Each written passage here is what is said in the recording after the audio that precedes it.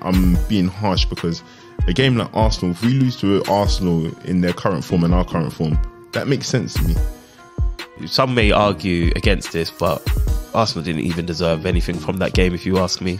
The holding penalty, very short of confidence, and I thought it would take a real rabbit out of the hat for Klopp to pull something.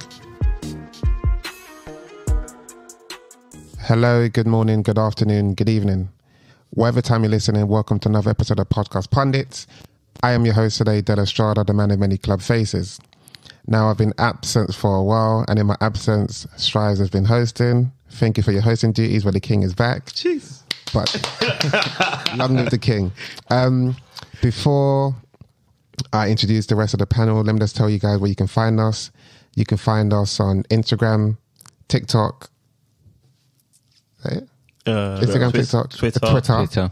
And on in terms of listening to us, you can listen to us on Spotify, Apple, Music, YouTube, and SoundCloud, Amazon Music, Google and Podcasts, Rumble soon. What is Rumble? It's a new platform. Okay. Yeah. Right. Let me just go around and introduce everyone. Starting from my left, Jerry. What's happening, guys? Your favourite Liverpool fan. Here to maybe not deliver smoke, but here to just be happy that we've derailed the train. Short term derailment. But yeah, happy to be here, and you know the score. Come on, let's go. Next, Drayman. Yep, happy to be back. I was injured, really had one of those footballing injuries when you don't even play football. But cruciate ligament. No, it was just a meniscus. But yeah, happy that I got it done. Happy that I'm back, and yeah, I'm third week now into recovery, 3 out of 6. So yeah, once I'm back, I'm thinking maybe like entering that football pitch again. But I wouldn't do that just because of the pain, man. The pain that you go through with these injuries is not worth it unless you're getting paid 100k a week. So yeah, apart from that, I'm all good. Life's good. Yeah, happy to be back. Cool. Before I move on to the next person, can you just tell the listeners what team you're representing? Oh, sorry. Yeah, Man United. Avid Man United fan, always. Cool. And last and final pundit.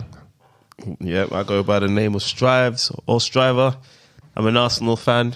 Been representing.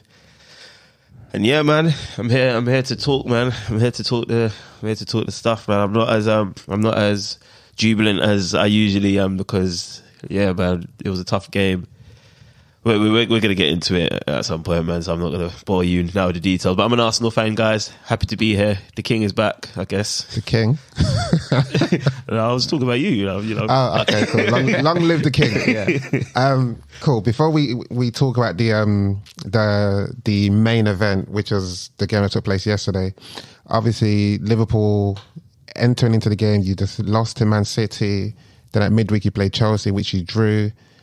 Joe, before we talk about the Arsenal game, what was your thoughts about the actual Chelsea game, just briefly? Oof. That's probably one of the worst performances I've seen from us this season. Chelsea had so many chances, and luckily it was a toothless Chelsea that we're up against, so it ended up 0-0. I don't think we created any chances or anything for us to like say, well, we could have been in the game or at least deserve the point. So coming into the Arsenal game, very short of confidence, and I thought it would take a real rabbit out of the hat for Klopp to pull something. Because I think Chelsea had the more, they looked the most threatening of the two. Oh, yeah, definitely. Yeah. It's like Chelsea are like very close to battering someone. They just need, it's like they need a striker. I suppose so, yeah. Yeah. Because they're making chances, they're getting in front of goal quite a bit. I think they even had a goal disallowed with you against you guys. Was it Havertz? No. One thing I said, let's not talk too much about Chelsea because Chelsea will have their segment. Let's focus on Liverpool, then move on to the. Oh, okay. Yeah. Again, we were toothless. We didn't have anything defensively. There was no shape. Matip came back in, and I think Striver says that players were being rested for the Arsenal game. I think personally, players deserve to get dropped. So VVD was dropped, Trent was dropped, and Robertson was dropped. Only shining light was Gomez having an okay game. And he was up against Chilwell, so I don't think that's really difficult for a right back, to be completely honest. So the problem with Liverpool this season is that it's been hard to watch their games and take positives from or learn anything about them. that was a game where I just learned that we really are the shit that the bottom of the barrel right now. Like, can you see why I said you were resting players for Arsenal? Yeah, definitely. Because Gomez played decent. Like, I thought he was going to start, but yeah. Yeah, and then. Cool. So then we move on to the weekend. So based on what happened at City, then Chelsea, you wasn't hopeful you'll get anything, or you'll get a good result in the. So I knew, again, we're still, for some reason, we're still a fortress at home. I think it's Klopp's lack of ability to motivate players on the road, but at home. So I was thinking, you know what? I thought Arsenal might beat us 2-1, and I was hoping we'll have a good display. But I thought the likelihood would be that Arsenal take all 3 points. It would have been silly to bet against them in the form that they've been in the form that we've been in. So I didn't have high hopes for it. But at the same time, you know, when there's an animal backed in a corner, that's when they fight. So I knew there was a high potential of that happening. Mm-hmm. Even though it was at Anfield, and your record, especially against Arsenal at Anfield, is almost flawless. Well, you know, records are made to be broken, innit? So if there was going to be a time that record would be broken, based on both of our forms, I thought this would be it. Yeah, yeah. I can't fault you for that. So, Strives, let's come into you. So, for you, was it 2 points lost or a point gained from that game? For me, it was it was 2 points dropped for me. I think just for the main point that we went 2-0 up in under half an hour. We were on the ascendancy. I was actually starting to, I was imagining and envisioning the third goal coming in. I've got I'm in the group chat where if you support a team and your team goes 3-0 down, you get a 24-hour sin bin. So I was already queuing up the voice notes, getting ready, asking, make me admin so I can kick bozos out. And for obviously we know how the game went. Well, we're going to discuss how the game went. For me, I think at that point it can only be 2 goals dropped. I know it's Anfield, but if you give me 2-0 up in 20 or under 30 minutes against any team, I'm expecting to win that game. Mm. What I'd say in response to that is because you've taken those goals quite early when the team technically isn't warmed up, there is that risk that you need to be ready to receive that backlash. Yeah. And I think without Saliba and with, who was in? Holden, yeah. There's always that risk of something going potentially wrong, and that's exactly what happened, in my opinion. Yeah, now 2-0 lead is a nervy scoreline, 100%. Like you that the next goal almost dictates the swing of the game. Yeah. But for it to happen that early and the way we were playing, it's not just the scoreline. It's just the way in which we came out of the blocks. We looked like we were prepared to dominate and overwhelm Liverpool. In fact, the Anfield, the 12th player, the crowd seemed like deflated, almost like they didn't want to be there after a while, until we had that, the Xhaka moment. So I just thought that, I expected it to be a tough game. I've been on record saying that I'm not looking forward to the game at Anfield, but I was quietly, maybe not even quietly, I was confident. Definitely not quietly. Yeah, I was overtly confident that we should, overturn our omens at Anfield, and it looked like we were going to do it. It has to be 2 points dropped. Yeah, I'm not going to lie. I was expecting coming in here to give a guard of honour to Strives, expecting to lose. But so you asked him if it's 2 points dropped. I thought that initially, and somebody else asked me that today, and I said that as well. But if you look at the grand scheme of the goal and you look at the game holistically, I think it's actually 2 points dropped for Liverpool. It's a point game for Arsenal. But do you think it's too? It was definitely a game of two halves. So based on that, Exactly, I think a draw is a fair result. I think so. But if you look based on chances, sorry, Liverpool should have won. So the XG, I think Salah had the highest XG in the Premier League ever. So nobody's had a higher XG than what he had in the Premier League. Do you think Salah played particularly well? Or he did in the second half. If you take away the penalty miss, because for me, that's a more automatic points drops. It drops your rating if you miss a penalty. Yeah. But I think he started taking on Zinchenko more and Zinchenko wasn't there. He was always just caught lacking. Yeah, so what he'll go past Zinchenko, kind of cut him out of the game, and then what's your other Saliba? No, I mean Gabriel. Yeah, so but in the first half he wasn't going at Gabriel at all, and Gabriel was kind of just marshalling him, weighting him off the ball easy, but then he started doing it in the second half. So I don't think he played badly, but it wasn't a vintage Salah performance by any means. If he scored the penalty, it would have been though, right? 100%. I think that would have been the icing on the cake that he needed. But I also think if we scored a penalty, we wouldn't have had the same intensity to go on and win the game. I think he would, because the penalty, when was that in the game? I think it was like maybe about 65th. Yeah, I think if he had scored that penalty, it would have been 2-2, right? Yeah, I think he was getting into the rhythm. Yeah. You have to bear in mind though, like, again, with Liverpool, one thing is that every time we dominated the ball and had a good chance, Arsenal were there on the counter-attack. So it's only like through kind of, I think, Arsenal's poor ball management and Konate's brilliance. Yeah, I was going to say our counter-attacks weren't. But they should have been. They should have been, yeah. But yeah, they weren't. They obviously, it had purpose, but it wasn't executed to the standard that you would expect of Arsenal, especially this the way season. you've been playing. I think because it was 2-1. If it was 2-2 and you not had those counter-attacking opportunities, I think you potentially may have had more impetus to score. And I think because it was 2-1, sometimes you can rest on your laurels when you're winning. You can't do that at Anfield. With inexperience, and sometimes you do that even though you don't want to. It's just psychology of football. For me, I think like I stand by 2 points drop just purely for the context and the way that we 2-0 up. It's hard to deny. However, some may argue against this, but Arsenal didn't even deserve anything from that game, if you ask me. The holding penalty, I thought it was soft, but it was a penalty. You can't think that's soft. I thought it was a bit soft. It was soft, but it's a penalty. Yeah, like Holden was naive. Penalty in the last return fixture where Jesus had the ball and that was soft as well. Yeah. Okay. No, I'm not saying it wasn't a penalty. I thought it was soft. So it was one of those like punches to the gut, like a sucker punch. Like, oh, bloody hell! Like, and Holding of all people, like it's always you. Like you're the one that we're a bit worried about. You've been playing well, but it's like, he's eager to impress in big games because doesn't get much game time. Yeah, that's right. And then Salah should be scoring that, but he misses. So imagine you score that, and then.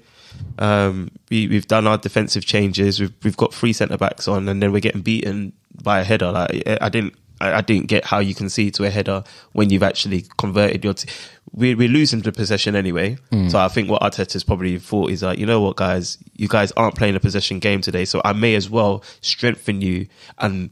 You know, like arm you with the tools to do what you're already doing. You seem to want to be playing a defensive game. I think I would have brought in Tierney earlier than he did because I think Zinchenko is redundant when you're not playing a possession-based game. But the thing is, I think it's unfortunate, but I think the substitution for Zinchenko was about to be made just before Liverpool scored. I note that, but that's still 10 minutes too late in my opinion, because Zinchenko wasn't doing anything and he wasn't being able to impact the game forward because we never had the ball, and he wasn't like competent or as competent as you would like in a game of that manner defensively. So it was just calling for somebody who is just a bit better suited for the way that game was going. And it made me wonder, like, what's Tierney done? Like, has he slept with Arteta's cousin?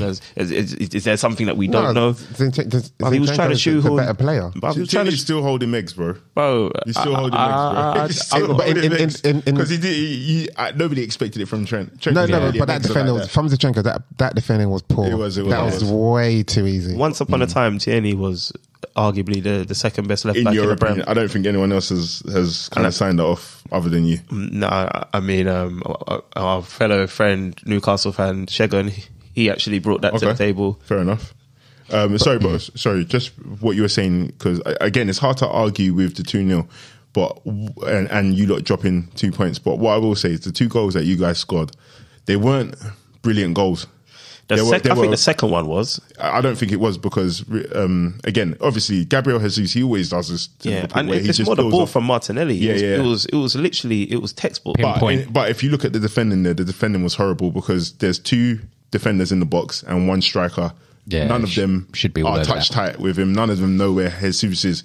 Yeah. Virgil, if you see the ball on the right hand side and you know the cross is coming in, you should be thinking, who am I with? What am I doing here? I agree. Why am I zonal marking when the ball's likely not to come into that area. And then why is Jesus going to be on Robertson when you know that he's not as a competent header of the ball as you are? So I think that, for me, that's what takes away from that goal. And then the first goal as well, like, obviously it's great attacking play from Martinelli, but that shouldn't be a goal. Anyone whose team concedes that is going to be fuming with your defence, and I think that goes for both goals. It was a bit unfortunate on Liverpool's side in a sense. I think obviously Saka's driven forward. He's played the ball into Odegaard, who's tried to play a passing straight to for Martinelli. It's kind of come off VVD. I think there's a bit of misfortune there. And then Martinelli was just sharper to it. Like, Robertson couldn't get to him. And I hear that you. sharpness is what is kind of inexcusable. Or even that deflection off of VVD, a player in good form, that's not happening. But that's not happening to VVD 2 years ago. I get you, but that feeds to my point that we should have killed you off, like, because you guys were all over the place. Rabbit in the headlights. Yeah, so we should have killed you. That's why I take the stance of 2 points dropped. But then I can obviously, if I take off maybe my red tinted shades and I look at the game like holistically, so to speak, I'm like, well, we got lucky in the sense that Salah's missed a penalty. Brilliant saves from Ramsdale. Yeah, Kanate, a dope save from Ramsdale. Exactly. Because that even, I think, deflected off Gabriel as well. Yeah. And I think that was Salah again. And then you've got Kanate that froze almost when the ball hit him. Yeah, I don't know how that they go in, man. Yeah, how did go so in? I think as a defender, I think your first instinct is to go and header that ball. Once he's got close to it, he's realised I can't get that low to it. Yeah. And it's too of much of an awkward angle for me to readjust my body and kick it in. So you just throw your body at it. Yeah. And he just didn't have wasn't able to generate enough power in it, man. But then the counter attack that came literally off the back of that. Yeah, that was crazy. And I think that was the heart in mouth moment, because it's just like, oh my day, I'm screaming at the TV. What was it, 3v1? Yeah, I think Martinelli should have drove on a bit more. You think so? Because it's 3v1. Yeah. But he's football in IQ, and this is mad harsh considering he scored and he assisted a goal. But it's just like, bro, like, it's 3v1. He drives at the wrong times. First off, I saw him try to drive from Liverpool's penalty box and got dispossessed. I'm like, what are you doing? Yeah, and that was a good tackle as well. I remember, who was it? I can't remember who it was, but it's just on the edge of the box. But and then he's in that moment now. In my opinion, after the pass that he picked up for Jesus, I'm expecting him to put it on the plate. He doesn't need to play it forward for Saka. Just even into feet. Just give so Saka can, I don't know, just get control of the ball round the keeper, because everybody knows they play the game. We just watch it. Edison, Alisson, they are coming off their line. They're sweeper keepers. There's no way Alisson is giving you that time. You should know that. So in my mind, that should be 3-2. So that's another reason why it hit me as 2 points dropped. I do appreciate that we were lucky to even come away with a point, and I'm happy to come away with a point rather than nothing. But it has to land as 2 points dropped. And also the criticism of Martinelli that I've heard from Arsenal fans is that this guy can't dribble with his head up. His head is down when he's dribbling, so he's probably the wrong person to burst out on the counter unless he's going into goal on his own. He should have. I think he should have gone on his own. Because it was 3v1. If you keep on driving, the defender eventually has to come out. Yeah. Once it eventually comes out, then it's fine lines, because you need to make sure you pass before it's offside. You also need to be looking up though. I think he looked up, but that pass was like the look up is probably what threw him off balance. Yeah, but there was a few things you mentioned, Jerry. You said the Arsenal goal, the second goal was fortunate, or what did you say? The second goal was the poor defending of Virgil van Dijk. Poor defending. But I think it can be poor defending, or we can say it's good movement from Gabriel to find space between two defenders, and a good ball from Martinelli to find that one player in the box. I can concede that, because again, Jesus always manages to peel off on the back post and get space and do a good quality goal, so I can concede that. Yeah. But again, I think a VVD 2 years ago is at least knowing where he is. He had absolutely no idea. Yeah. Sometimes you know where the player is and you're completely beat. You put your hands up in the air. Yeah, but I don't think he had any idea where he was. VVD had a stinker in the first half an hour. I think there was a bit where Jesus just beat left him on the wings. And tried to get him once. And then he kicked him. And you never see VVD don't really do cynical fouls like that. Yeah, true. Do that. So that's when I saw the supernova, bro, like explosion of a star, bro. I think I don't know if he's done. I'd like to give him another season as well, but it's looking bleak. It's looking very bleak for him. But one thing I would say is that you guys went 2 goals down, and obviously Arsenal could have scored more as well. But you weathered it, and then you got back 2-1, and then you got 2-2. No, that Trent, I think Trent needs to get a lot of plaudits for his. No, that's what I'm saying though. In terms of like, he's always been. I feel Joey's always been a bit harsh on Liverpool, but I think on this instance, who you're playing Arsenal, you're 2-0 down. You could lose your head. Yeah. Do you know what I mean? Real quick. Do you know I'm harsh because I rated the way Liverpool, because Liverpool weren't going to beat Arsenal in a football game. Let's just cut the crap. Like Arsenal was we were outplaying Liverpool, and they thought, you know what? If we can't beat, we're going to have to do what Newcastle did. We're going to have to roughhouse them, and they did it perfectly, and it worked. And you think we roughhoused you? Bro, like you could start getting, yeah. I think that's how you trying to get under the skin. Yeah, and I think you succeeded. I don't think they intentionally roughhoused. You know, like for example, the yellow card from Fabinho, that's just his thing. Yeah. And he plays quite aggressive. I think VVD was probably the only standout cynical foul that I can kind of think of. But sorry, just to address what you were saying, Dre, I don't think I'm being harsh, because a game like Arsenal, if we lose to Arsenal in their current form and our current form, that makes sense to me. But in the other games where we should be with Bournemouth, like Salah missing penalties that we should be winning, those are the games. No, I'm saying it could have been a lot worse. From anyone seeing it, 2-0. It's not even 30 minutes. You know, I think it should have been a lot worse, and I would have forgiven them if it was worse, because if you're playing the way you're playing against other teams and you're doing okay, but it's like when you come to the top 6 teams, you don't want to pull a performance out of the bag, but you're not doing your basics, and you don't do well in the Premier League by playing against the top 6 and then being shit against the rest of the league. So that's why I'm being harsh on them, because they've just been inconsistent the whole season. And you can't really build off of that or learn anything about your team if there's no consistency. Yeah, I think for Liverpool, they're definitely like 2 different teams, home and away. Yeah. Because home, I think there is the results. I think you've won 9, drawn 4, and only lost 1 to Leeds. Yeah. So at home, you're like, it's a fortress. It's calm. So for Arsenal to come, I know it's going up 2-0, then ending the game with a draw. It is hard, but understanding that Liverpool is a fortress. It doesn't matter how badly they've been performing. Definitely. They've only lost 1 game. Yeah, remember what you said at the beginning of the season? You like, we can't. You said forget about Anfield. It's not a place to fair no more. That's what I said. I agree with it. I think it's I said from the beginning of the season, I wasn't fearful for Arsenal to go there and get a result. But based on how the game went, it's one of them things that, okay, cool, we'll take a draw. Yeah, you know what I'm saying? Like, Arsenal should have won based on the fact they were 2-0 up. But based on how the game then went and Liverpool having the chance that they had, a draw is a fair thing. Yeah, you can you take that, and obviously you've seen what they've done to other teams at Anfield. You know what I mean? So Anfield isn't a joke, but just things like I don't know if we ain't touched on it, but Xhaka. I didn't actually blame Xhaka, but after having a sleep on it, I do think that Xhaka probably could have played that situation differently. The one that with Trent, that in my opinion woke the 12th man up.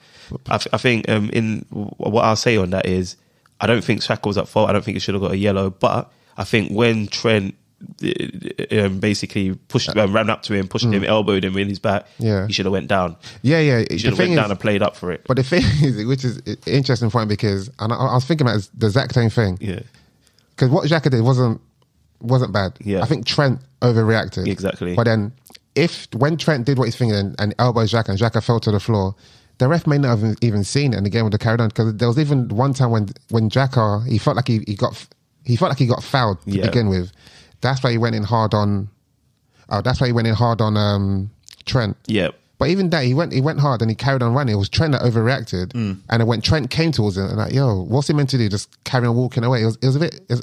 I get what you mean, but my thing is, if you are going to try and do anything, at least try and play to the ref, because and then even if it doesn't work, you look at Trent, you give him a little wink and be like, I'm in your head now, son. You know what I mean? But what you do is you go up to him, you do your heads, you square up to him, and now you've riled up the whole crowd. And let the crowd do Even if you watch that incident, it happened so quickly that all Xhaka did, Trent was the one that elbowed him. Then Trent went towards him. And before you know, everyone's now surrounded everyone and pulled Xhaka away. And then he got booked. At the time, I was like, no, Trent's a dickhead for that. And I thought Trent was a dickhead, but he's a genius as well, because he's an evil genius as well. I thought to myself, and that kind of turned his game. All of a sudden, he's gone from having a -2 performance to he had a dope game. But when I've slept on it now, I'm thinking, Xhaka, like, you're more experienced than this. Like you could, in the moment, you could have reacted differently, especially where you're at Anfield. Like and you know what? I felt the commentators picked up on it. Anytime Liverpool was getting some momentum, one of us Arsenal slow it down. Go down. slow down. So I'm like, you've obviously been briefed. Go down, go down. And I think that moment there, it's fine margins, man. Like I'm not blaming Xhaka for it, but it's just. Don't you feel that's more Newcastle-esque than what you said we were doing in Roughhausen?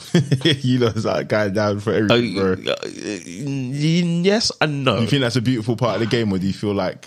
you know what? I just thought it was... It's a necessary evil. Yeah, because I felt like we were still playing good football, but then we were like... It's like, oh, guys, you're playing dope and you're doing this. You know, you're not taking a piss. It's really deflating you. So it was a necessary evil, like the Estrada just said. Because I don't think Klopp... I can't recall Klopp ever kind of like having that in thinking. I think that's his naivety. Or as in...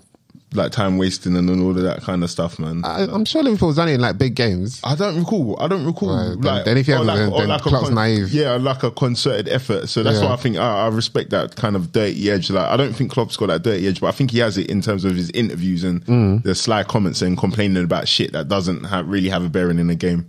But I again, as a football fan, take off my Liverpool hat. It was a good game to watch, man, and I enjoy seeing Arteta's progress as a manager. Yeah. What do you think this means for Arsenal in terms of our running? Do you think that, like I said, if we beat Liverpool at Anfield, we've won the league? I was firmly in that place. I think now I'm less confident, but I still will be FaceTiming you guys from the parade. You didn't lose.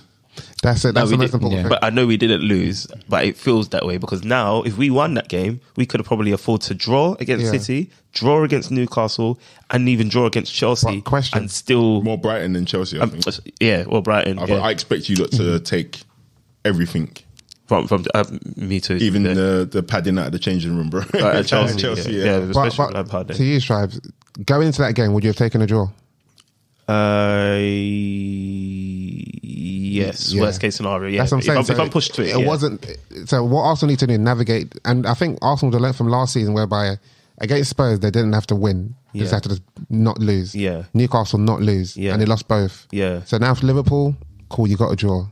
You're playing Newcastle at home. I mean away. Yeah, that's going to be tough. Just don't lose. Yeah. And when you play City again, just don't lose. But then, is that enough? No, it may not be enough, but at the same time, those are the biggest games that Newcastle, Liverpool, Arsenal have. Yeah, but that's just why. Don't lose those games. One of those games need to be won. Yeah, one of those games have to be won, and you hope it's ideally the Man City game. Yeah, the Man City game's the cup final. When it's in your hands, the minimum you can do is not lose. Yeah. When it's in your hands, obviously you're hoping for a win. Yeah. But like Sam said, just don't lose, man. Yeah, I mean, because we can afford to draw against City and then and win every other game. But do you think that's likely? Sorry, who you said you're less confident. Do you still think Arsenal are going to win the league? Yeah, because I think I expect us, like, if we beat West Ham and Southampton, we're not going to cry over this result too tough, because then we just wait for City to get through their fixture pile up and then we play our cup final against them. And Arsenal, actually, in my opinion, we do good in cup finals. So, yeah. And Della, do you think Man City, and Dre as well, do you think Man City are able to win the rest of their games? Or because, like, obviously, like against Leicester, you'd expect them to beat, but Leicester sometimes they struggle against. Historically, I think last time I remember Ricardo scoring a screamer against them and winning, or Damari Gray, I think even. So they do have a history of dropping points at Leicester. They've still got Chelsea to play as well. They've still got Chelsea. Again, I don't count Chelsea as anything. What about Brighton? Do they have to play Brighton? I feel like... No. Arsenal have to. I'm not. Man City don't have to. Man City have got an easy run. They got Brentford at the end last game of the season. I don't. But by that game, it may have been. Yeah, exactly. Yeah, I think you lot got Wolves end of the season. That could be something, but I think at that point the season will probably be decided. Yeah, and they've got a superior goal difference, right? 5-5. Yeah. What do you think? I think City can go unbeaten, just based on what they've been doing the last couple of games. Nevin, just this season. Yeah, it seems like Pep purposely rested De Bruyne for this run-in because he seems on it. Grealish is on it. Haaland's always been on it. So I think they can go unbeaten. It's just you just hope that the games in between, like Champions League and things like that, that's the only thing I said. Down. Yeah, I agree. I think it would be the same thing, but I've said it before. It's Arsenal's to lose. Still? Yeah, still Arsenal's to lose. Okay. Quickly, just before we move on, just want to ask you a question, Joe, just regarding Trent playing in midfield. How do you think that was yesterday, that experiment?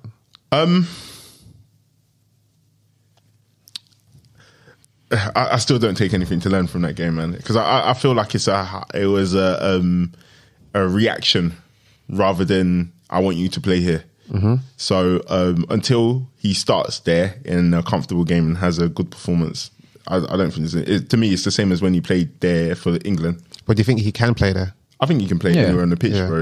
And I think the less defensive responsibility he has, the better for him.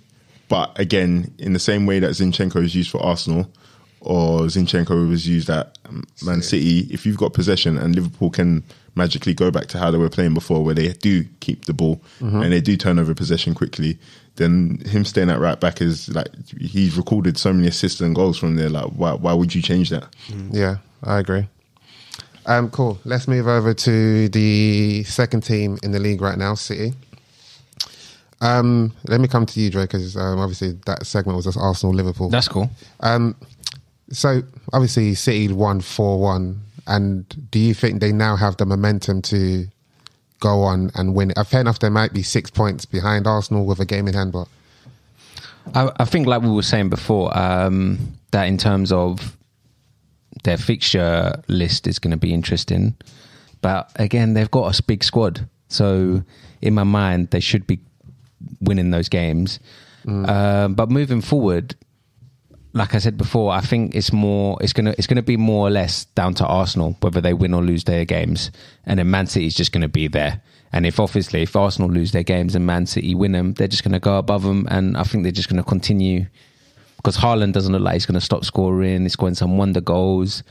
And in my mind, I think Arsenal will do it. Personally, I've said it. I think I said it a few weeks back that the way they're playing and the amount of goals that they're scoring, and you can see the way that the team is playing together. Like, that's more or less like a winning Premier League team. Do you know what I mean? In terms of, and they've got nothing else to focus on now. They've just got a Premier League. Whereas Man City, they've got Champions League and the FA Cup. Yeah, and in my mind, I think Pep would probably take a Champions League over a Prem title personally. Yeah.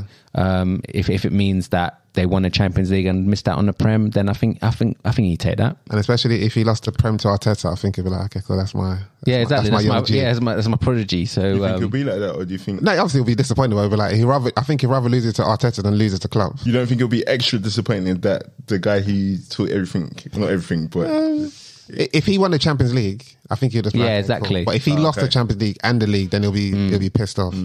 But Dre, for you, what's the lesser evil as a United fan? Man City winning it, Arsenal winning it? Clarify, as a London Arsenal fan. As a London United fan, yeah. I've personally, I've always said it that whoever plays kind of their best football and wins the most amount of games needs to win the Prem, innit? So Arsenal have played good football this season. They've scored a good amount of goals from a variety of different players, so it's a real like team effort. So I can't knock Arsenal if they go on to win it, and I wouldn't be sad. But it wouldn't hurt you. I think Man City or Arsenal, it hurts. Who would you prefer? Bear in mind you're based in London. Yeah. I personally I'd prefer to see Arsenal win it than Man City. Okay. Just because of the Man United rivalry. On a scale of 1 to 10, how much do you like Strava? Because he said this before that he'd prefer. I'm glad that he kept the same energy and said that he would. On a scale of 1 to 10, how much do you like Strava? Because people who register too don't want Arsenal to win. Sam likes Arsenal, but I know he doesn't want Arsenal to win just so that Strava can't win. I hope they do, and if they do, then they've deserved it, and they've shown that they've kept the momentum up. They've played some great football, and they've ground out the results when they needed to. When people thought they were going to drop points, they didn't drop points. And for instance, like even yesterday when they played Liverpool, I personally thought it would have been a draw before, and I would have taken a draw for them, because I think that they have to they've got to do what they need to do for the rest of their games. And if they win the rest of their games, then I think it's in the bag. It is in Arsenal's hand. It's also in City's hands, though. It's in literally both of their hands. Whoever wins it deserves it. Yeah. 100. I think we can't speak about City without speaking about Haaland. So he's got 30 goals in 44 games. Crazy. No. He scored 30 Premier League goals, 44 in all competitions. All competitions. Yeah, And if Man City go to the final in the Champions League, FA Cup, and obviously all the games in the Premiership, he's still got 17 more games to play. Wow. Crazy. So with 17 more games to play, currently on 44 goals, how many goals do you think he'll now get for the rest of the season? Minimum 50. 50, yes. I think 17 games to go. I'd expect him to score maybe another 10 goals. Oof. Yeah, minimum. Shit. With somebody would like that has so much abundance in one part of their life, must be massively lacking somewhere else in their life. I reckon you can't count to 10 or some shit like that. Because life is about balance and polarity. Yeah.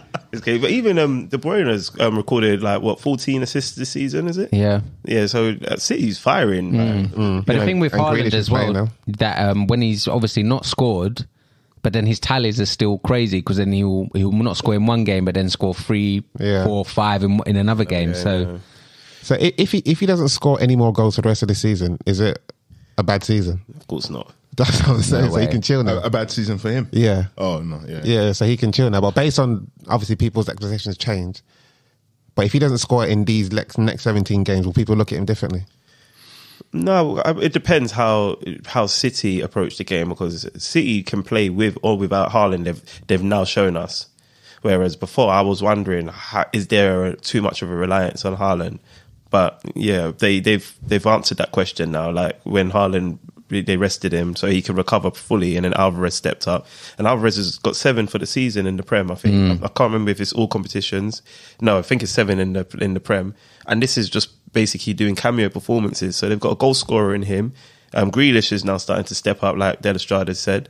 I don't think that you can. It would be an indictment on Haaland in any way, shape, or form, because it depends on how much your team needs you in that moment, and I don't think they need him that much. Wait, what if he doesn't score any more goals for the rest of the season? That's what I said. And they don't win the Premier League, and they don't win the Champions League, or they don't win anything. If they stop then you'll criticize. scapegoat him. But I But don't he scored think 44 goals. Yeah. Is he not broken Has record? he not done his job? to me he has, and that's why I say scapegoat, because then I'm like, all right, so Okay. why are you blaming Haaland for this? You've shown that you're competent without Haaland, so this isn't Haaland. He's done what he needs to do. So I think irrespective, whatever happens, no matter the circumstances that get laid out, he's had a good season for me. So Pep, if you're listening, let him go on holiday early. Yeah, man, let him go, man. Cool. Moving on from City, let's go move over to United, the red side of Manchester. The rent paying side. Yeah. Yeah, the rent paying Hopefully side. not for long when we wipe out all our debts. What, because of... This is why Bobby Wande was turning up to the podcast uninvited to meet you. How can you agree that you're the rent paying side for Manchester United? I know you're touching the air somewhere. No, until we improve, man. You got to take the facts. It is what it is, isn't it? You got to take the facts, and we're on the right path, and we'll get back there. I'm certain we'll get back there. I don't think you will ever get back to not paying rent. You sure? What with City? As long as City are there. As long as City are there, because even you're going to get... They might, you know. I was going to say you're going to get whack money. I don't know if I can say that. But the thing is, they've always had money to spend. But they've never had the infrastructure to spend it correctly. Exactly. So, and I think even obviously Man City have been through that phase where they had no infrastructure of how to spend the money. Right. Now they've got a superior system to most clubs in the league. I think you lot are going to get the Saudi money in. Hopefully. Or the Ratcliffe money in. Yeah. But it's still going to take a while for you to build that Yeah, it will take time. infrastructure on how to do that as well. So I think you're going to be behind them for some time. It will take time, but I think we're heading in the right direction, and sometimes change is good, and I think that's what we need. And you see your views on top four? You felt that your fixture list, the pile up, and potential injuries might hinder your ability to finish top 3, and you kind of counted yourself as being fourth position. yeah, I still stick with that. You still okay? Yeah, I still stick with fourth. Even after the win, this Yeah, Who's it against? 2 wins. it was 2 wins. Yeah, we played Brentford. That was 1-0 at home, and then again we played Everton 2-0 at home. But again, I'm not really dazzled by the lights because we're winning our home games. That's not our problem. It's been our away games, like where we've been hit by Liverpool, hit by other teams. Our away form is bad. That's what we need to sort out. And a lot of the times when we play away, we don't even get a goal, which is worrying. So that's where I think we need to improve. But speaking of goals, Martial. Martial was back in the goals, but more was Rashford. That injury. Yeah. The injury against Everton, I think he'll personally be out for at least a few games. The one good thing I will say is that Weghorst was on the bench. I don't know whether that was because he was injured for the Brentford game, but I was happy that he was on the bench because I think I've said it before, like many a times. He's not a striker. He doesn't get us goals, and that's what he's put on the pitch to do. Even though he does the nitty bitty in and around the box kind of stuff, like we need goals. Are you excited at the return of Martial? Yeah, I still think he's our best finisher. But how long do you think Martial can hold out for? I'm hoping till the end of the season now, because obviously if Rashford's out, I'm hoping that he will come in and be the difference. But again, if he's out, who's he going to put there? Is he going to put Weghorst up top and then Martial on the wing where Rashford plays? That's why I'm not really happy about it, because I'd prefer Rashford and Martial, and I think that's what Ten Hag was saying after the game. That's what he wants to kind of bring back. But obviously with Rashford being injured, I think it's a groin injury. So we'll see. It could be like a couple of games, and then he might be back. Coming back as well. Did he come back in this game? Yeah, he came back. Yeah, he came back against Everton. He did all right. Again, he provides that creativity in the midfield, which is good. But I can't complain with Sabitzer, who was playing in that position. He's been doing good. It's just another body that we can utilise in these next few games, because we need everyone back. Obviously FA Cup, Europa League, and still trying to get like a top 4 finish. When does Casemiro come back? How many games is that now? Is it 3? I think it's after the next one. I think Nottingham Forest is the last one, because it was a 4-game ban. Yeah, the FA Cup counted, and then he's had the 2 games, so he's had 3. Brentford and Everton. So it's one more game in it. So it's back in Nottingham Forest game. No, I think because it's a 4-game in it, so it's after that game. Brighton in the FA Cup. Yeah. So you're away to Tottenham after the Brighton game. Do you feel like that's a game you should be winning, or do you think your away form is something that's going to must-win game though? Yeah, exactly. That's what I'm saying. In terms of our away form, it's just not been good enough, and that Tottenham game will be tricky for us. And I think I even said to, I think it was Strives a few weeks back when we was going through fixtures, and I said, and he asked me about the Newcastle game that we played before Brentford, and I actually said that I thought we would lose that game, and we went on to lose it. So I think United on the road, a lot to be desired. We need to improve. Something that I think Ten's probably well aware of. But again, we're still fighting on all fronts in terms of competition. So we just got to crack on with the Prem, see how high we can get. But I think even in Ten's mind, he knows that the FA Cup and the Europa now is probably something that he wants to push on and try and win as well. So I think he's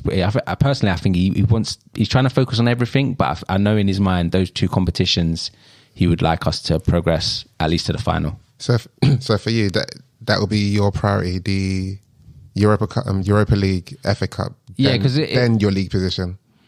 If we can get the top 4, then I think we should be able to get top 4. So I mean, Ten will always say that he wants to finish as high as possible in all competitions. But we haven't got a good enough squad. And we've said that before. And then obviously when people are dropping out now, it's going to be difficult. So, hopefully FA Cup and Europa, we get far. Again, Premier League, our away form is going to play a big factor, and fatigue and injuries. So we'll just see how we go. But I think I said at the beginning that I thought that we'd go on to the Europa final. FA Cup, not too sure. Brighton will be tricky, but I'm sure we'll give it a good go. In other news, I'm hearing stories that Ten's had enough of Sancho and Anthony. What? I don't know about those stories, but in terms of, I could get the point about Sancho, because obviously he's not living up to expectation. Yeah. He played all right against Everton, nothing like too special, but he played okay. He left 2 players on the floor at one stage, which I thought he needs to do more of. Anthony, that story will be rubbish because obviously he's only just been bought in and he loves Anthony. Happy-ish or like, what with happy, Anthony? Not happy, but do you feel like there's room for him to grow, or do you feel like definitely, like even in terms of the Everton game, for both of them, I personally thought this was a good game to analyse both of those players.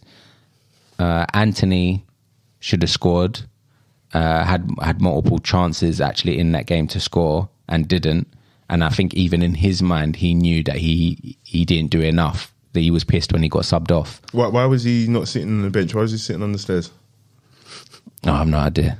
Maybe he was trying to reflect on all the chances he missed. He didn't go into the chairs, right? So he was just sitting on the stairs watching the game. But I think he needs to, again, he's at Man United, we're playing a Premier League game, or whoever we're playing, like we need to be more clinical. Like Pickford had a good game for Everton, like saved them so many times, but like we as a team need to be more clinical. Our home form's not been bad. We won like 2-0. Should have been a lot more. Sancho, in my mind, he's got one more season to prove himself. Give him a chance. Yeah, give him one more. Is that because of the price tag or because? I think both. I think new manager and price tag, and see what he can do for us. Still needs to do a lot more on the pitch for me. Doesn't really cause like teams like problems, which is what he should be doing, isn't it? Like that's why he's been brought in. He should be like unlocking teams and then open up spaces elsewhere. Yeah. Whereas I think like he's dispossessed a bit too easy. Sometimes I feel like it's like a lack of aggression. That especially rubs English fans the wrong way. Yeah. Like, for example, when Jack Grealish ran back and made that challenge on Trent, the English fans went crazy over that. Yeah. So I think they need that bit of bite. So I think with Weghorst, when you're not performing great, they still want to see that you're giving that more work than an effort. Putting in hard work. And because you don't get that with Sancho, it's really hard to place him. Yeah, exactly. I think we're trying to give him that opportunity now to like keep playing, put him in the team, and then you're hoping that it's slowly going to build up and he's going to build momentum and like turn into like the player that we all saw at Borussia Dortmund. But it is difficult. Like, you're being at United, you got eyes watching you all the time. You got a big price tag. You're still kind of young. It probably is difficult. And then managerial changes. Yeah, exactly. So it doesn't help. But I think I'm hopeful. One more season, and then he should be able to do it. And I think if we acquire the right players in the right positions in the summer, that I think will help him out as well. Because especially like we need like at least another striker as well. Like because Weghorst, I don't think will renew his loan. I can't see that. No, I don't see it either. Okay, let's move on to Wolves versus Chelsea. So Wolves won 1-0. Lampard returns after Potter being sacked. So who are the winners of this sacking for Chelsea, if there are any? Chelsea are the losers, man. Brighton. Are anyone? Yeah. Brighton are up, man. Because wouldn't it be? I would have thought it would have been more sensible, because when you look at it, after that game yesterday, Chelsea are now... They're closer to the bottom of the league, aren't they? Yeah. 39 They're points, 11th with 39 points. Yeah. So technically, there's no chance of them qualifying for top 4. They may not finish in Europe. So... That was potentially what they were facing with Potter, so you may as well have stuck with him. Yeah, I agree. This has been my gripe. I've spoken to a number of Chelsea fans who still stand by being happy that somebody replaced Potter, because they just think like Potter lost the dressing room. They just felt like Potter was happy to be there. He wasn't really there to compete, so to speak, and he was one of those, at least we tried our best type of managers where I liken it like when you see Lampard go in there, the only way I can try and make it make sense to me is like if Thierry Henry or one of our legends came back to the club, like I'd find it hard to throw shade at them. But I do also saying that when Freddie Ljungberg was our caretaker manager, he wasn't pulling up any trees for me. And if he ever got brought, like if he was ever in a situation like Chelsea and he got brought back, I don't think I would be happy. So I say I try to compare legend, the whole legend thing, but I still don't think it's an acceptable.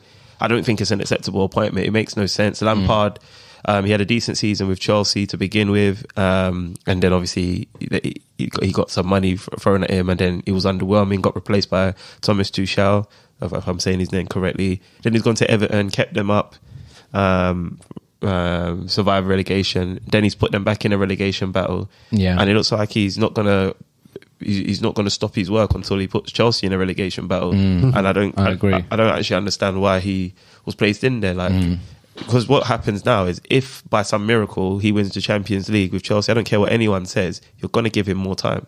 It's going to be the case of what happened with Di Matteo.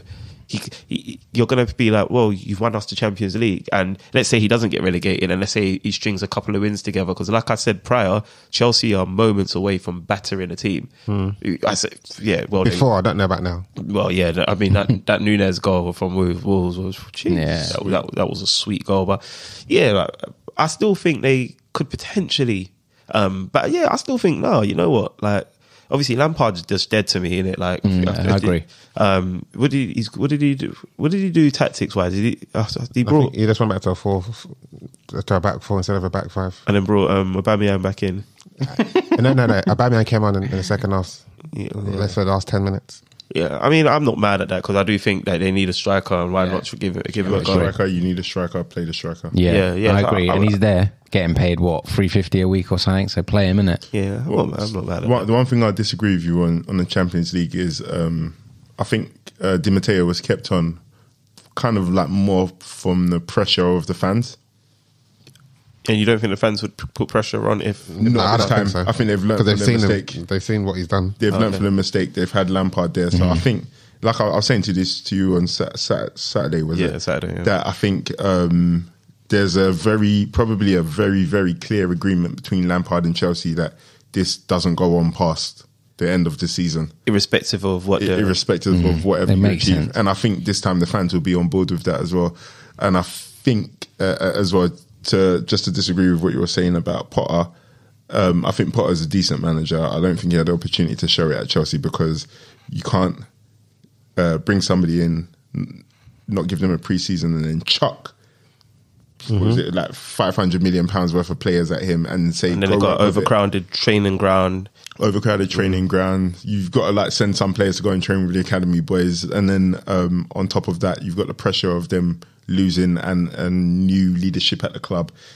For me, that job was an undoable job. That's why I don't think he should have gone in the first place. But now that they've sacked him, I think they had to, bro. Not because Chelsea on the pitch were embarrassing the club. They were playing terribly. It was very bad. And I think one thing you can do, they can tolerate the results, but they can't tolerate the lack of respect being shown to him if the reports are true about how the players were taking Potter. They can't tolerate that being out there publicly, and they can't tolerate the embarrassing performances as well, because not only were they losing, they were playing poorly. They were playing. So I think the position became untenable. The thing about the performances were not that bad. They just weren't able to score. So what was the last game before Liverpool? Aston Villa. Yeah, Villa. So again, Villa, I think they had they created a lot of chances, just couldn't score. So performances were good, but when I watched Chelsea against Wolves under Lampard, performance wasn't good, and they couldn't get a goal.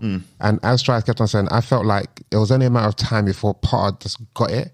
So if you didn't have a plan to replace him with a long-term manager, in your current position, there's no point sacking Potter because you sacked Potter and you left his backroom staff in charge. Yeah, but not Potter for Lampard anyway. That doesn't and make then sense. bring Lampard. So it's like, I didn't get why they just didn't leave Bruno. that's what I'm saying. That's what I didn't get, because I don't know why is Lampard more qualified than Bruno to lead Technically, Chelsea. he is more qualified because Bruno's he's never managed before. But the thing is that Lampard is that he's managed that clubs prematurely without any real accolades. But he's to got take more those managerial positions. experience than Bruno. But I would have thought, you know what, just leave Potter there. End of the season, okay, cool. It didn't work out.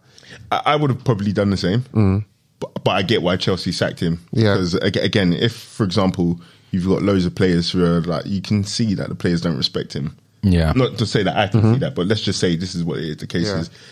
But why would you keep that at the club? Because at the end of the day, everybody has to come and work here. And if the work environment isn't productive for the club going forward, a change has to be made. Yeah. Sometimes it's just easier to sack the manager than it is to move players to go and train with the academy and do all of those things. Yeah. The thing is that, like we said, isn't it? It's just in terms of the interim. Yeah. That's What they did was, okay, you get rid of Potter, that's fine. Yeah. But then you brought in Lampard. Whereas, like, I think I was preaching from the beginning, they should get someone like Benitez, just steady that ship.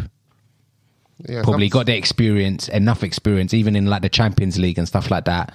Probably even like go on and try and win it. Because in my mind, Lampard is never winning the Champions League. I don't care if Di Matteo won it. Lampard is not winning the Champions League.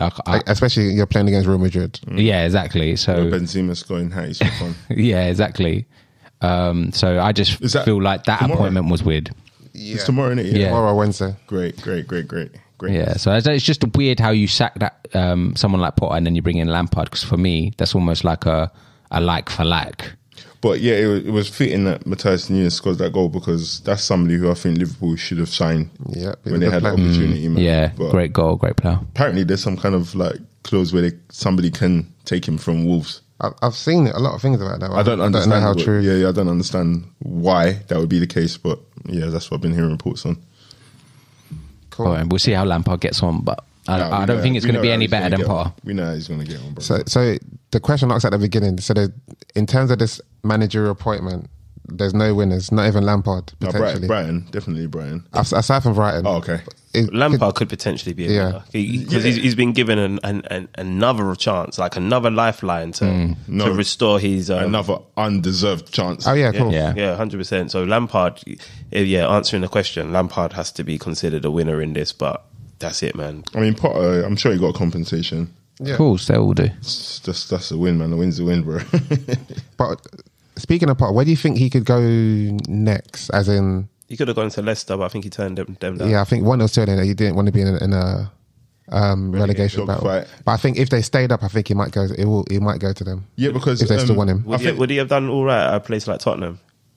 Not now, not currently. Again, because I think every time he goes to a club where there's uncertainty, Yeah. it's not a good thing. He needs to go to a club with stability, and I think that's exactly what Brighton was for him.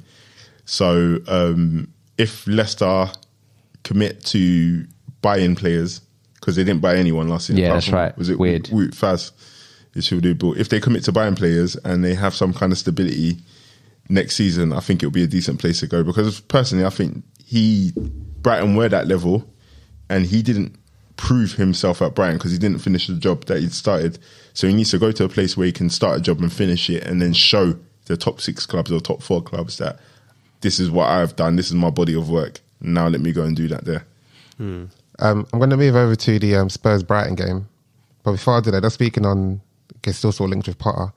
Do you guys notice that the Brighton manager and the Spurs manager had a little tiff before the game? Basically, De Zerbi, I think the Tottenham manager must have said something saying, De Zerbi is just basically, this is Potter's team. So De Zerbi is not really doing much in it. So De Zerbi is like, listen, rude boy, this is my team. So do you think De Zerbi do you think this is still Potter's team? No, because I think Potter wasn't. You see, like even Mitoma, that's kind of just doing his thing on the scene. I don't feel like he was like. Correct me if I'm wrong, but he was not Potter's go-to. No, He was like coming on for the last 20 minutes, 15. Was he not on loan under Potter?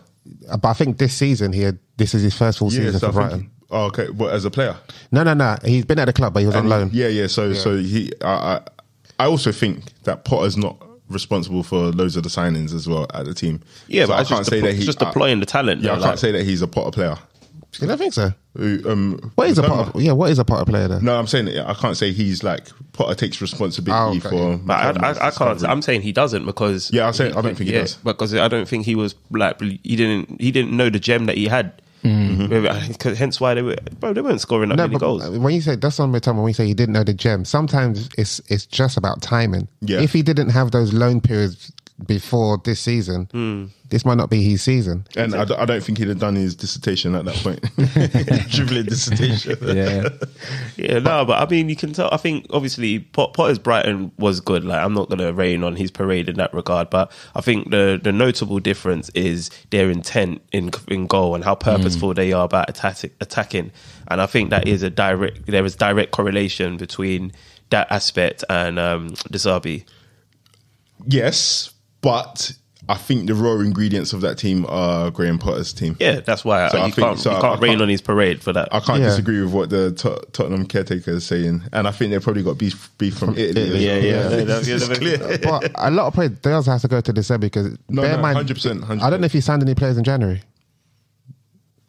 He was just trying to keep his players. I think. No, exactly. So this is the same Potter team. Yeah, but they're scoring goals, not saying for fun, but they're scoring goals, whereas Potter was struggling with the same set of players to score goals. But two things can be true. This can be Potter's team, and De Zerbi could have come and improved it. Yeah, no, that's so what I say. The guy's just being a hater. Yeah, but, just giving credit, innit? But it's also true. It's like, for example, what they're saying about Vieira and Hodgson. Yeah, it's true, but it doesn't take away from what Potter did or what De Zerbi's doing.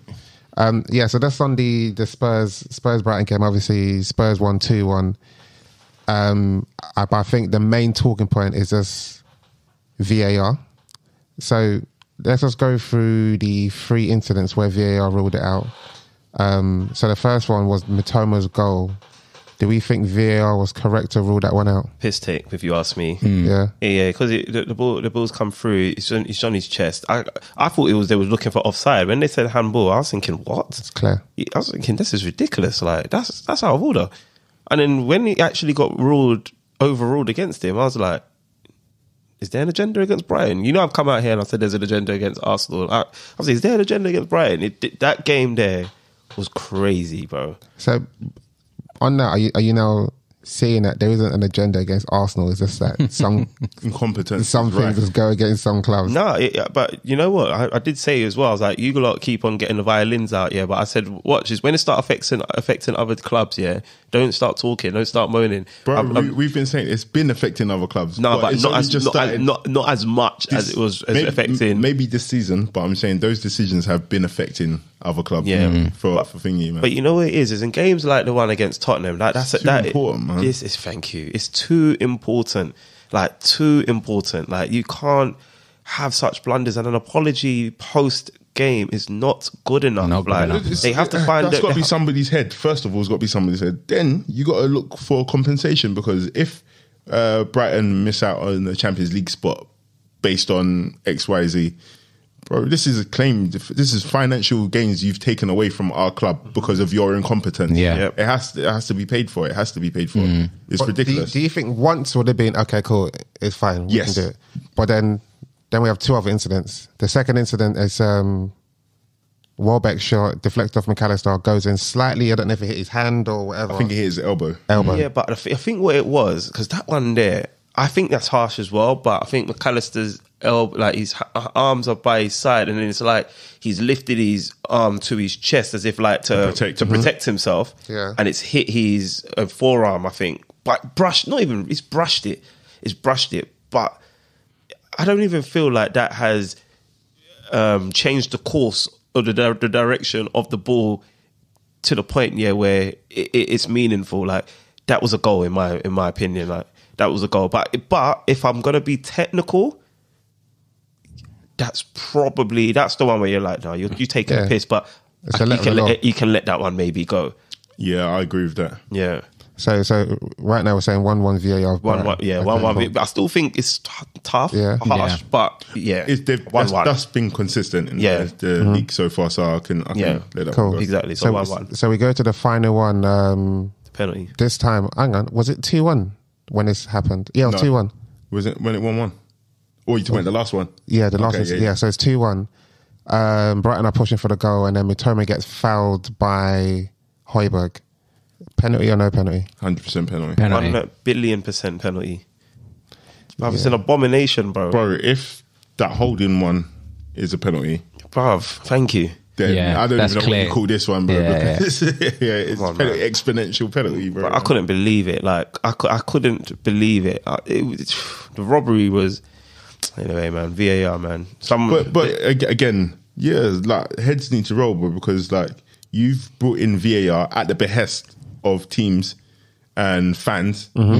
I think at the end of maybe was it like 14 out of 20 teams said okay to VAR. Can't remember. So, but if it was that, and there are teams that don't want it, you're just proving to them why they didn't want it. Yeah. What's the point? The whole point of a VAR is that you have a video assistant referee to kind of like draw black and white lines on some of the things that are grey areas.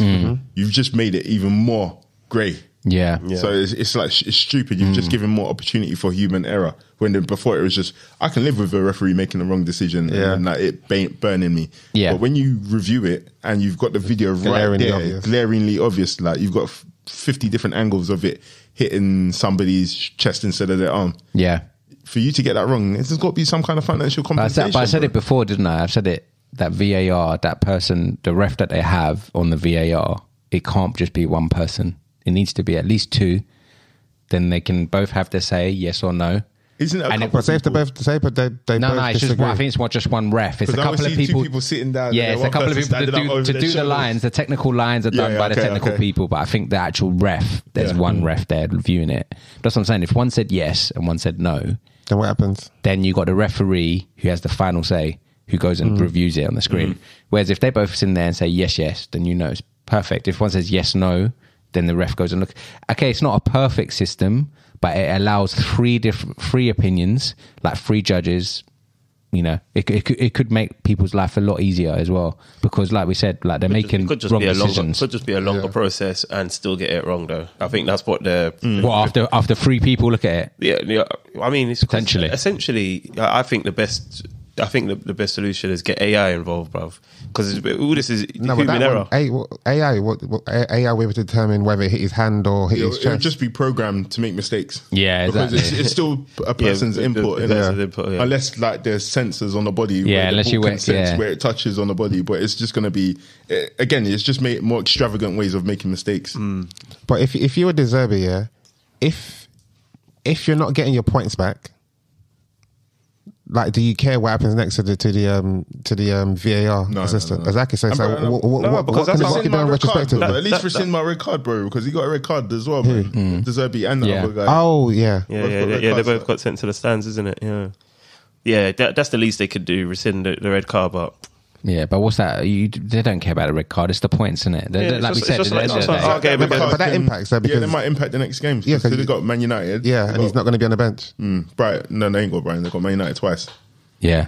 Yeah, true. It's going to have impact. But then, bro, we could all say that. Look at Arsenal, Brentford. Like, if we don't get those, those 2 points dropped, that could cost us the But title. that's what I'm saying, though, bro. If you had two refs in there, and then you've literally got three people say then. I think the more refs you put in, the worse it gets. Because Yeah. there used to be 5 refs in European games with the guys on the sidelines when they used to look for the penalties and encroachment and all that kind of shit. It's a mess, man. And I think when what's the body that does the rules for? Oh, it's the P. No, that's the referee body, PGMOL. But there's another body that does the rules anyway. There needs to be footballers involved in that, bro. Oh, yeah, because like even with the PGMOL, there needs to be footballers involved because, like you said, with the referee that elbowed Robertson, Yeah. like if a footballer is there, like you can tell that when there's malice involved sometimes, innit? Yeah. Like I don't think there was any malice from the referee like shrugging him off and nearly elbowing Robbo in the chin. But now he, as Della said, like he has an understanding that sometimes it can look like that even though there's no intention or no malice. Yeah. I think like that That's it can true. look violent. Yeah. But a footballer can tell that. Yeah. But a referee can't always tell that because sometimes they want to be black and white, but then sometimes they want to operate. The thing is, no situation will ever be black and white. No, That's the problem, isn't it? Even in football. That's the beauty of the game, isn't it? And I think that's what on Joey's point. That's why it's good to have a footballer there, so they can be like, okay, nah, he jumped with his arms, but that's not an elbow. he needs to jump to. For momentum or for protection, Yeah. whatever it is. But yeah. Yeah. On the subject of referees, I just thought about it. The referee that thingy elbowed, Yeah. Robertson. Yeah. he's the assistant referee. Yeah. Yeah. So why is he even approaching the assistant referee for what? What did the assistant do? He was on I his think it's side when he was decisions, playing yeah, it, so yeah. just decisions during the Yeah, game. but as the assistant referee, nothing's on. It's the referees and the linesman. I have no say in it, right? No. So like, if it's a foul and you flag. No, he was No, on no, that- he wasn't the linesman. He He's was. just- He was a linesman. Yeah, it was a liner. Yeah, Oh. yeah. He was a liner I on thought- Robbo's side. Oh no, Oh. fourth assistant. Oh, okay. Yeah, he was I in the thought, fourth I was thinking, why are you troubling the fourth No, assistant? he's not. Like- He But was that elbow, I thought that elbow was intentional, bro. I don't think. No, that was I like- think it's. I don't think it get off was. me, man. Yeah, but why is your angle Like, got to be that? but why are you touching me for? Yeah, but then it's like his elbow went up, like he Bear in mind, tried to he's go, holding like he the tried to flag get in it. it. Yeah. So it's like. When you've got a Greek linesman or from ends, that's what happens. Bro. Fiery character. Do you know what I think it is? Like, you know that some people can't scrap. Like sometimes when you play fight with your girl, bro, and then she like chins you, bro. And then she just takes it way too far. Because she's never got the experience fighting. It might just be that, man. But yeah. Cool. So we've talked about the top six games. I was going to talk about the relegation battle, but I don't know whether most people have been following people Leeds at the Leicester bottom need or to go whatever. down, bro. But I'm Think just going West to Ham go around the table, just everyone's prediction of who they think will be relegated. I'll start since everyone's got their phone out, because everyone's looking.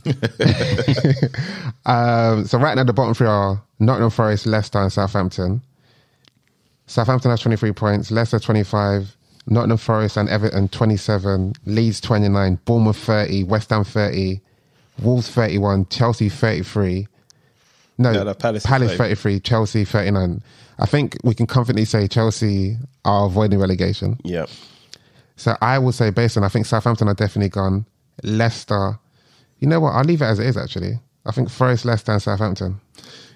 I think it will stay as is, but I'm hoping for Nottingham Forest to stay and another big team to go down, because I feel like the Premier. I'll choose Everton going down, you know, because they've been very rubbish, bro. There's a period where they got loads of money from more money than some of these clubs that have been promoted can dream of, and they've mismanaged it. Yeah, 100. They've had loads of these different managers. They pay for James Rodriguez, paying exorbitant wages, whatever. Or in Ancelotti. Sometimes you should just know your level. Exactly. So now they're 17th, bro, and I think it's indicative of the poor club management. So I'd like somebody, maybe not Leeds because they're new to this thingy, but I'd like maybe West Ham or Everton to join that pack as West well, man. Ham. Okay, Just a bit of a shuffle. Okay, let me change it. So, okay, we're going to do who we think we're going to go down and who Okay. we want to go down. Okay, So you said who you want to go down. So yeah, I think the three who are currently at the bottom are going to go down, but I want West Ham and Everton to join that, and I want I'll let Leicester and Nottingham Forest have a season off. I like Nottingham Forest to stay. Dre? I think it'll be it's tough, but I think it'll be Everton, Leicester, and Sutton and Southampton. And who would you like to go down? That's a tough one. I would keep Leeds because I think they're a bit entertaining at times. Bournemouth. I think Bournemouth to go down.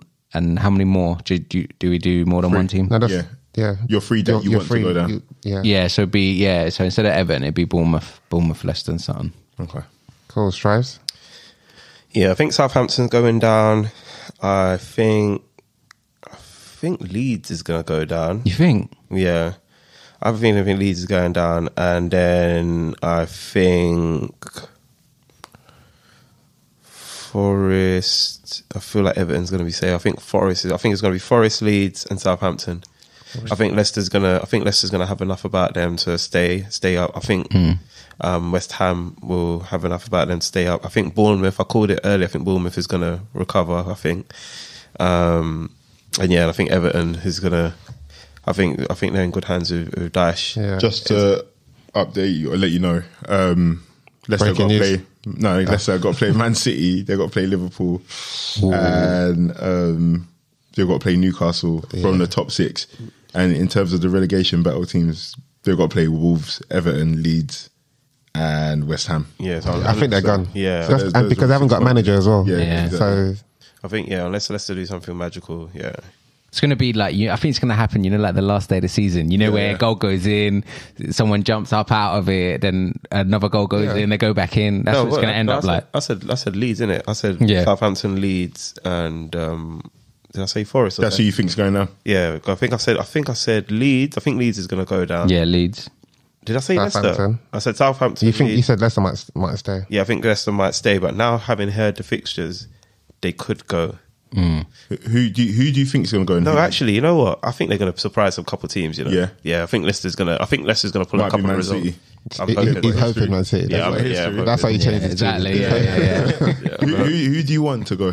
I want West Ham to go down, man. Let them go down and fight out with Millwall. Yeah, man. I feel that shock. Let them fight out with Millwall. Other than them, I don't really care who else goes down. I just purely just to see that beef, that Millwall and West Ham beef. I want them to go down. How mad would it be if they're doing all right in the Championship? I was going to say, how mad would it be if Chelsea were like? That's what I was going to say. That's who I want to go down. I'd love to see Chelsea versus Millwall. Lampard. If you could, if it could extend to Chelsea, of course, but if they could go down, then we'd have to get Kwesi back on the podcast. Cool.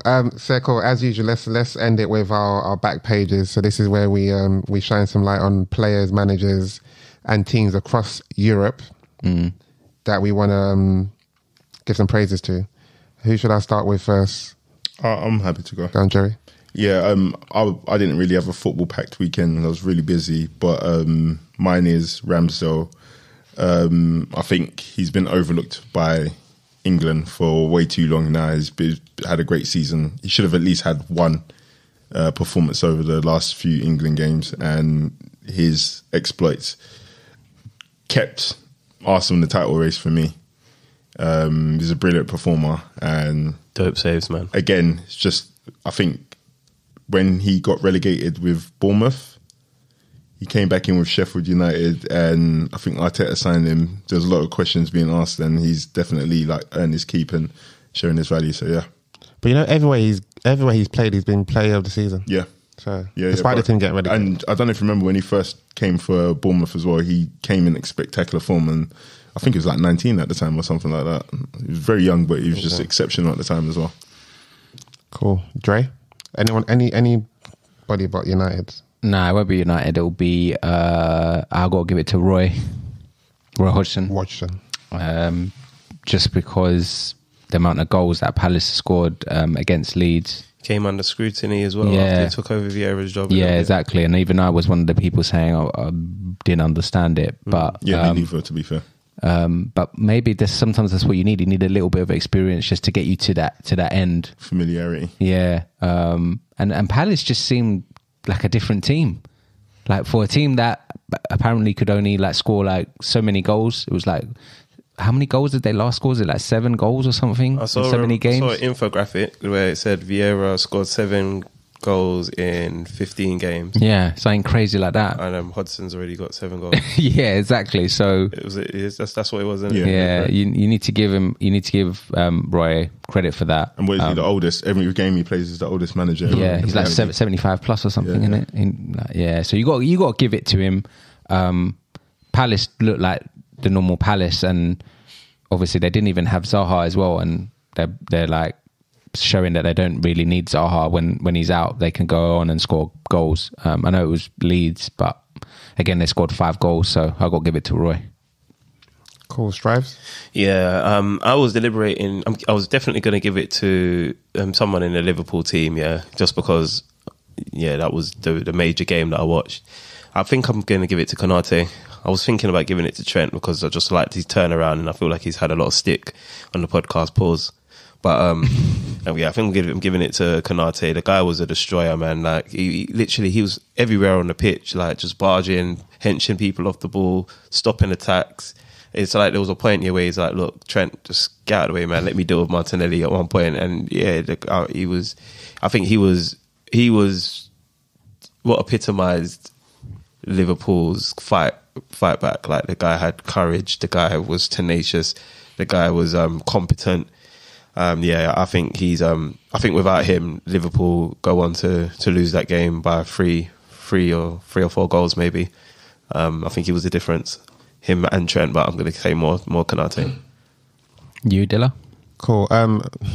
This one might be a bit.